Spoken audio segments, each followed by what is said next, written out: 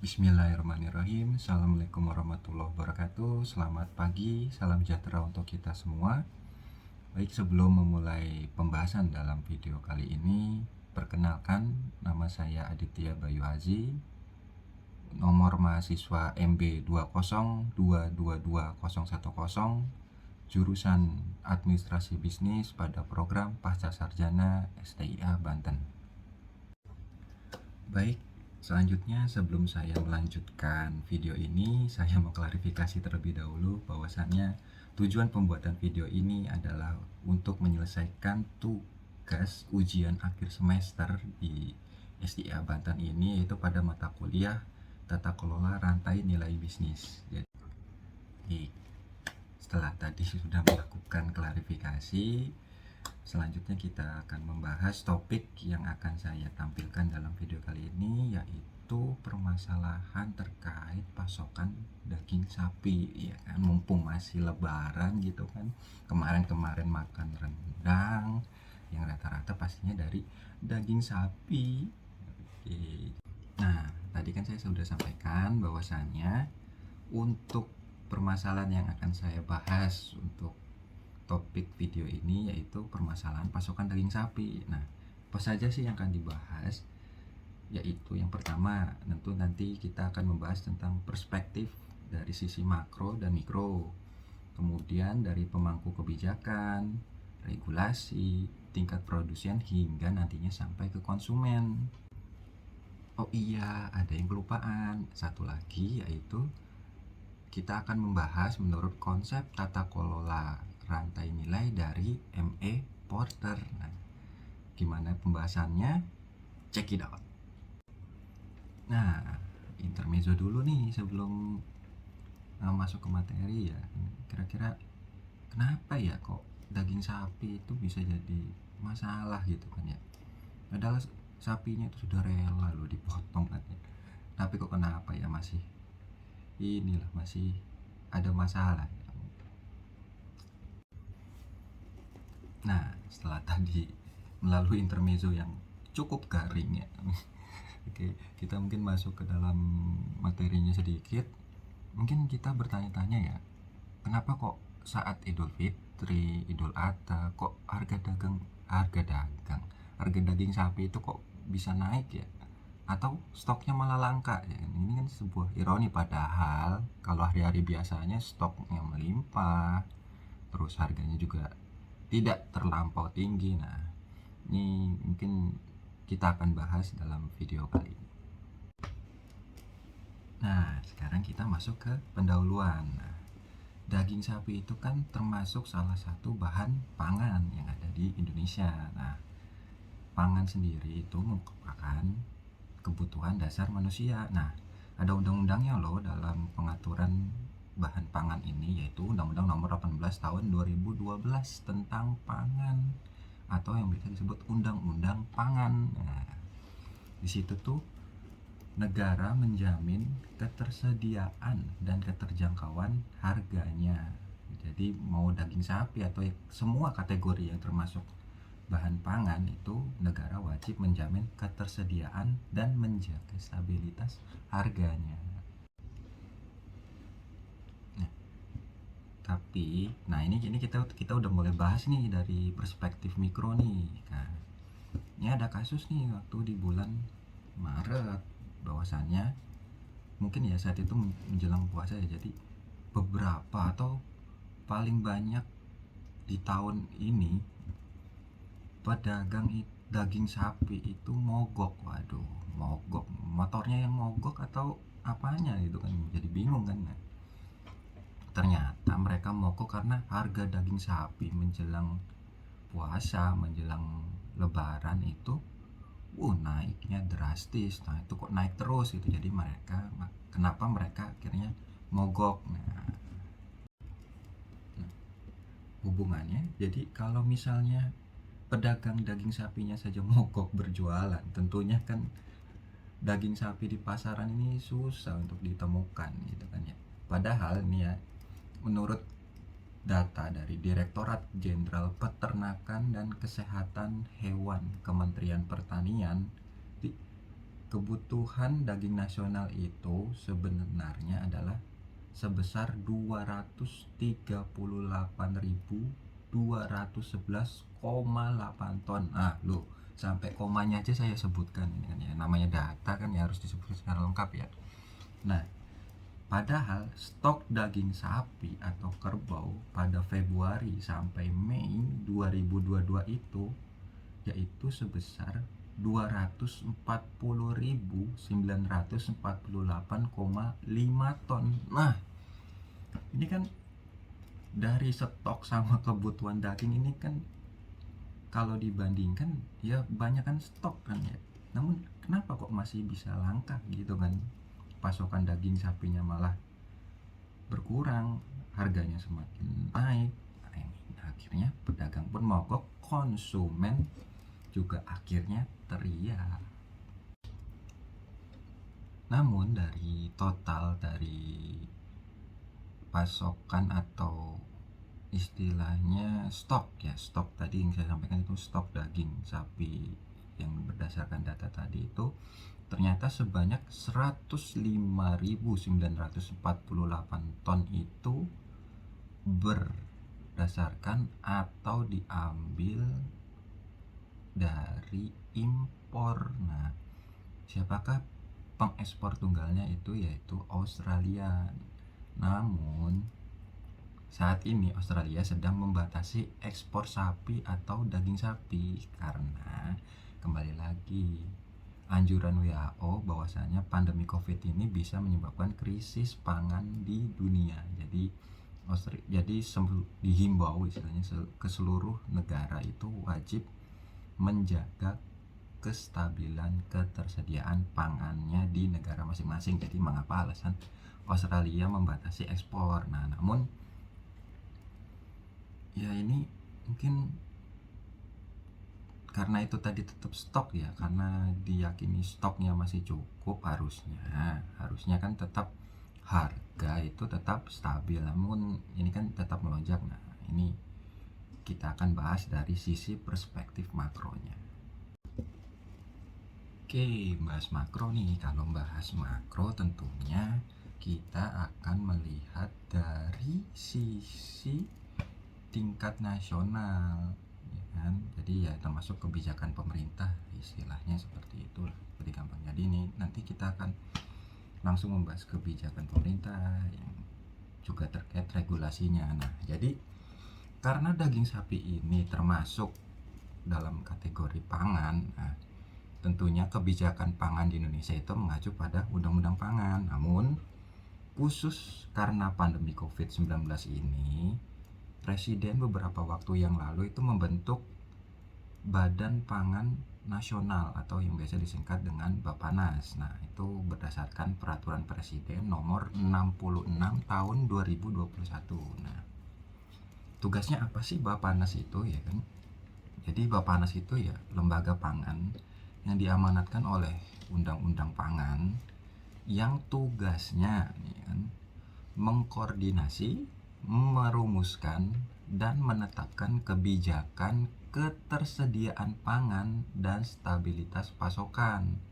Namun ada satu tugas lagi, yaitu stabilisasi harga pangan. Nah, oke. Nah, kan tadi kebijakan pangan itu di Indonesia kan mengacu pada Undang-Undang Pangan kan ya. Jadi di Undang-Undang Pangan sendiri itu mengamanatkan agar dalam memenuhi ketersediaan pangan itu diutamakan dari hasil produksi dalam negeri dan dari cadangan pangan nasional. Nah, kita dasarnya itu dulu ya, kebijakan pangan itu jadi istilahnya itu wajib mengutamakan yang ada di dalam negeri atau hasil dari dalam negeri. Nah, impor pangan itu hanya dimungkinkan apabila dikonsumsi bukan konsumsi, hasilnya produksi dalam negerinya tidak cukup. Nah, kita garis bawahi di situ terlebih dahulu ya. Nah, selanjutnya setelah tadi kita sudah garis bawahi, nah sebenarnya semua kasus ini itu kembali lagi muaranya karena efek pandemi dari COVID-19 ini, ya kan. Jadi sebenarnya di tahun 2020 ada salah satu kajian dari Biro Perencanaan Sekretariat Jenderal Kementerian Pertanian itu bahwasannya pertama yaitu pandemi ini menyebabkan penurunan produksi pangan sebesar 5% akibat harga sarana produksi. Nah, kemudian yang kedua, karena kebutuhan pangan yang ada di masyarakat nih kan, jadinya masyarakat ini melakukan panic buying. Nah, panic buying ini istilahnya karena pandemi COVID-19 ini tidak boleh keluar kan, tidak boleh keluar rumah, tidak boleh beraktivitas. Nah, makanya mereka akhirnya membeli sebanyak-banyaknya yang bahan pangan yang ada di pasaran, yang akhirnya buat mereka stok. Nah, akhirnya kan ini ya itu meningkat sebesar 5%. Nah, tentunya itu akan mempengaruhi stok pangan, ya, termasuk daging sapi, gitu kan. Kemudian yang ketiga, beberapa negara produsen pangan membatasi ekspor. Nah, karena juga mereka menjaga kestabilan pangan di dalam negeri sendiri. Nah, disinilah akhirnya timbul angka realisasi impor akan menurun sebesar 5% karena importasinya tadi tidak lancar. Oke, selanjutnya tadi kan kita sudah bahas dari pemangku kebijakan, regulasi, kemudian dari tingkat produsen. Namun tingkat produsennya ini adalah dari sisi pengimpor, ya kan. Nah, lalu kenapa sih kok di dalam negeri memang nggak ada nih stok dari istilahnya peternak lokal nih, masa kok nggak bisa sih, masa sampai harus impor gitu kan.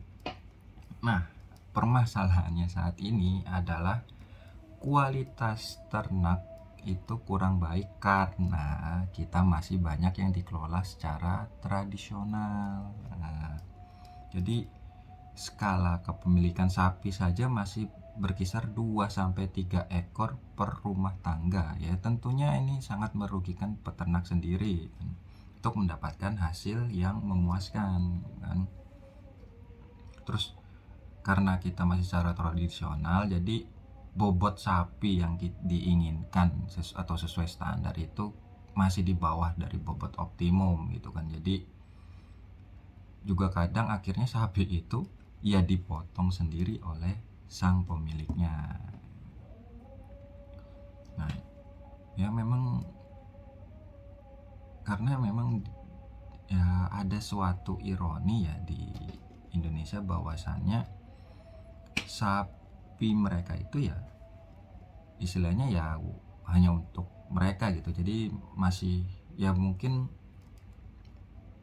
banyak pendapat bahwasannya kalau dijual ya bakal rugi atau seperti apa. Jadi masih dikelolanya secara tradisional tersebut tadi seperti disampaikan. Oke, nah selanjutnya apa nih yang bisa ditarik kesimpulan ya kan dalam pembahasan kali ini.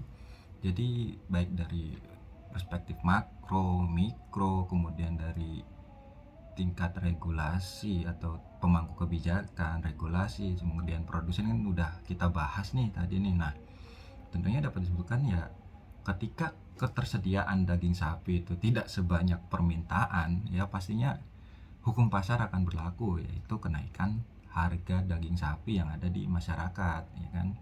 Apalagi ya dengan sistem saat ini, ya sistem perdagangan pangan dunia ini kan akan semakin terbuka atau pasar bebas lah, ya kan, menyebabkan produk pangan dalam negeri ya sulit terkendali, yaitu akibat dari transmisi situasi dan kondisi harga internasional, ya kan. Ditambah lagi kan ya di Indonesia ya itulah momen Idul Fitri, Idul Adha ya identik dengan daging sapi atau kerbau, ya cenderung naik pastinya di saat-saat momen tersebut ya. Disitulah kenapa stabilisasi pasokan dan harga itu diperlukan oleh masyarakat dan tentunya agar tidak memicu inflasi.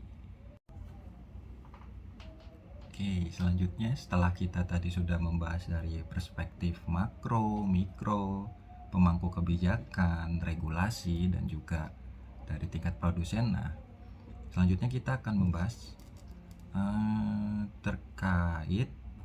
mungkin kita akan masukkan ke dalam suatu analisis yang disebut ya value chain analysis, yang diperkenalkan oleh Michael Porter, yaitu pada tahun 1985.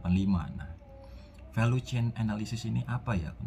Atau bahasa Indonesianya adalah analisis rantai nilai. Nah, itu apa sih gitu kan? Itu proses di mana perusahaan mengidentifikasi kegiatan utama dan bantuan yang menambah nilai produk, kemudian menganalisisnya untuk mengurangi biaya atau meningkatkan diferensiasi.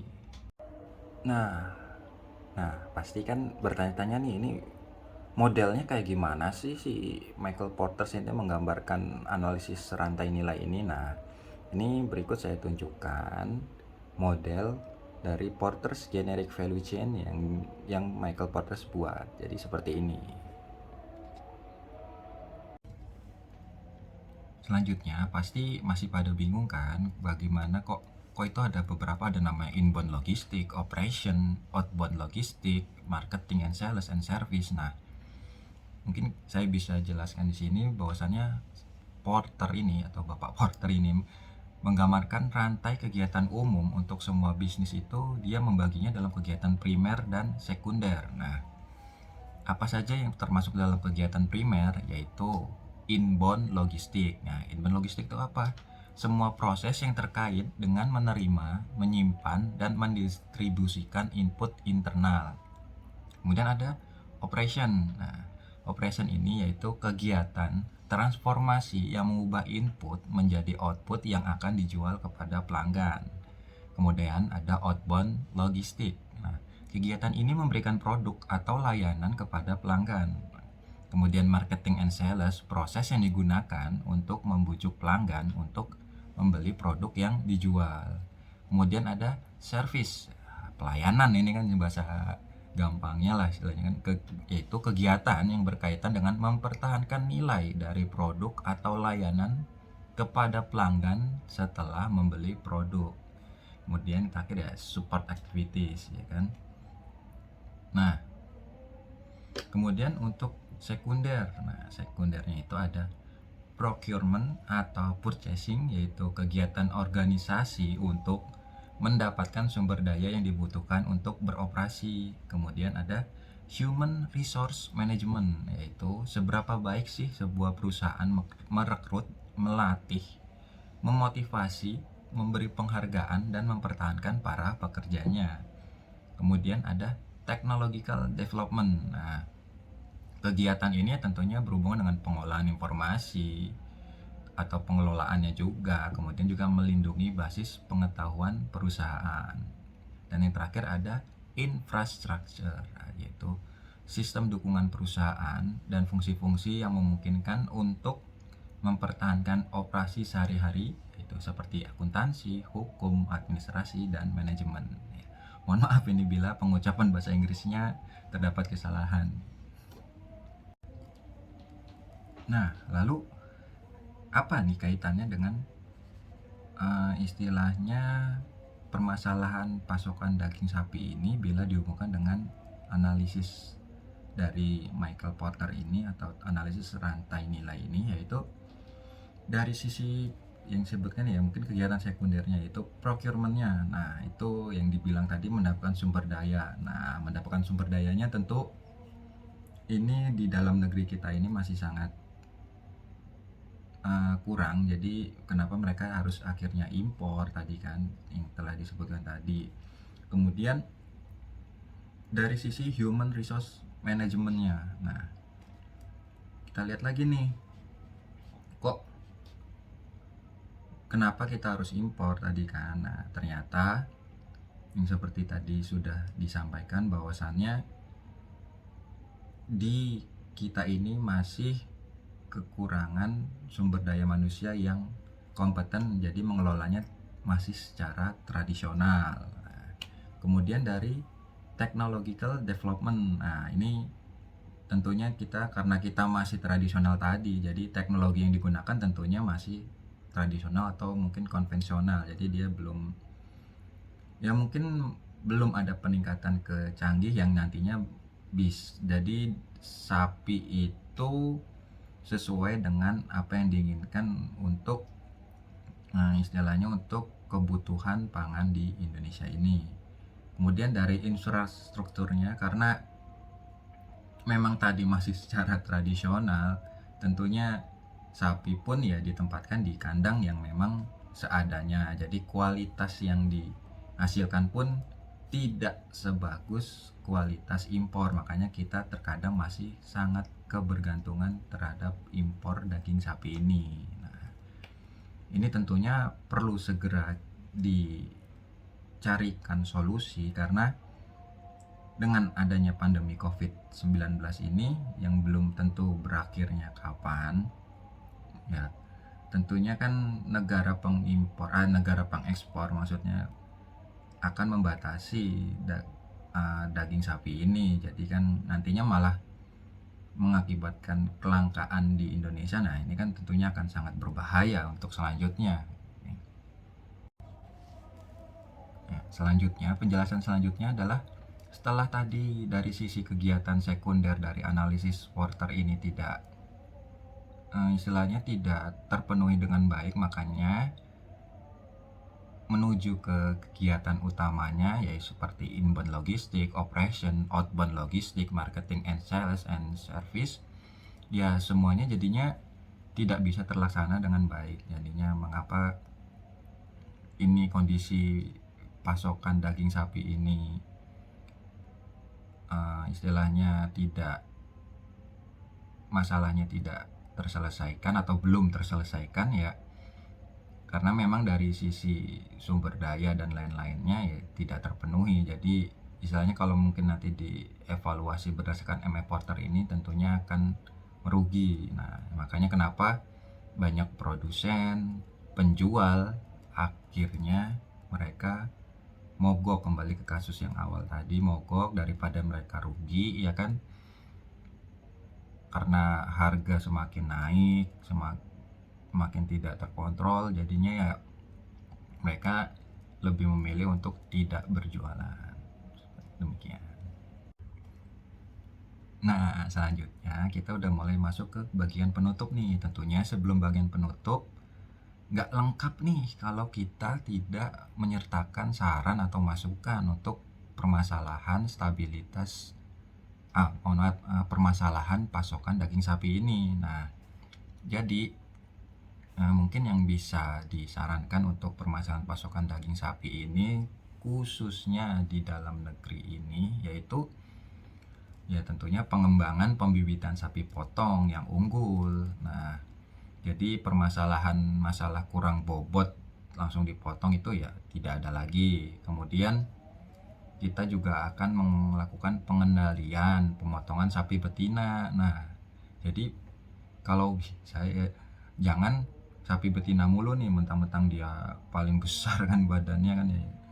Jadi langsung dipotong terus, ya ini kan tentunya bisa-bisa nantinya yang mau melahirkan lah dalam tanda kutip, bukan tanda kutip lagi, memang melahirkan sapi-sapi selanjutnya kan pastinya sapi betina. Jadi kita harus perlu dikendalikan nih. Jadi pemotongan sapi ini harus dilihat dulu nih, harus dipilah-pilah nih, betina yang masih produktif atau enggak gitu kan. Kemudian juga untuk menambah sumber daya manusia sesuai analisis MA Porter rantai nilai tadi, ya tentunya kita lakukan pendampingan kelompok tani ternak sapi. Itu jadi mereka semua para peternak sapi ini meningkat nih pengetahuannya. Kemudian kita juga bisa nih fasilitasi pembiayaan atau permodalan lah ini ya, permodalan ya untuk mengatasi minimnya modal peternakan. Kita tahu lah harga sapi ya bisa seharga satu motor gitu kan ya kan.